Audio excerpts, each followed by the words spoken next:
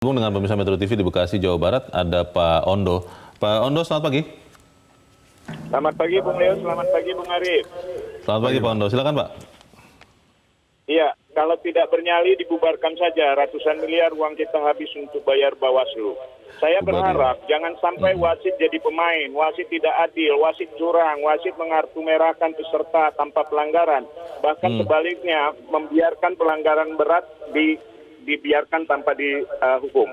Kalau menurut saya mengawasi Pak Lurah mengawasi harian, kita sebagai netizen kita awasin aja jam-jaman.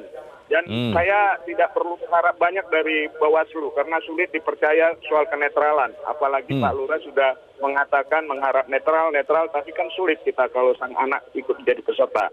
Pertanyaannya, Bung Leo, bila netizen menemui ada ketidaknetralan, ada kecurangan, dan mau ngadu siapa? Apalagi kalau ternyata yang tidak netral itu adalah Bawaslu. Mau kemana mengadunya? Ke DKPP atau ke MK? Kalau ke MK masih ada paman di situ. Saya mulai apatis, takut di Orde Baru datang kembali. Saya kecewa melihat orang yang saya agung-agungkan berubah saat ini. Jadi sampai-sampai saya saking apatisnya, Bung Leo, bila melihat TV ada anak ingusan atau melihat ada seseorang yang saya agungkan tapi begitu, saya matikan TV-nya. Demikian, terima kasih. Terima kasih Pak Ondo di Bekasi, Jawa Barat untuk pendapat Anda. Selamat pagi, Pak. Mas Arief, menarik tadi yang dikatakan Pak Ondo ya.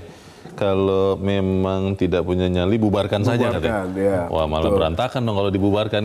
Tapi ini kan mungkin gambaran dari keraguan masyarakat ya. Bagaimana Mas Arief?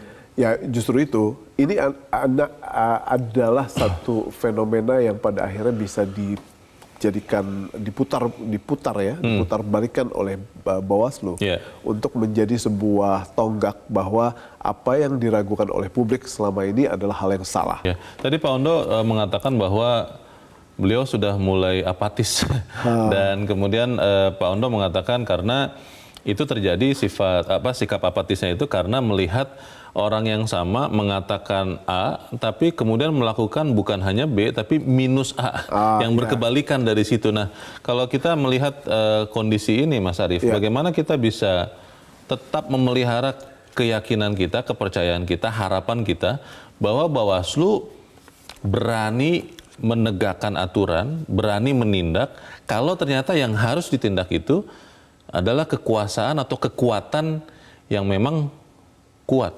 Iya, Leo, kita tuh ada beberapa orang yang bilang bahwa kita tidak boleh terbawa perasaan terlalu larut ya. Yang namanya politisi akan jadi politisi.